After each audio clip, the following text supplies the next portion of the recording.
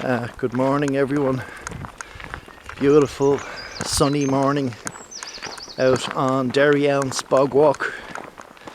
Not doing a hill walk today, just doing a very long flat walk out around the lakes in Derry Elms, but still hoping to raise some more money for ChildVision charity.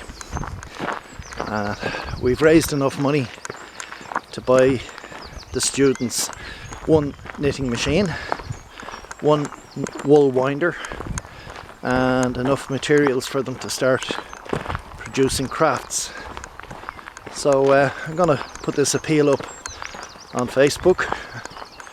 I'm gonna continue selling bits and bobs online, and we'll make the money somehow to get a second machine for the students.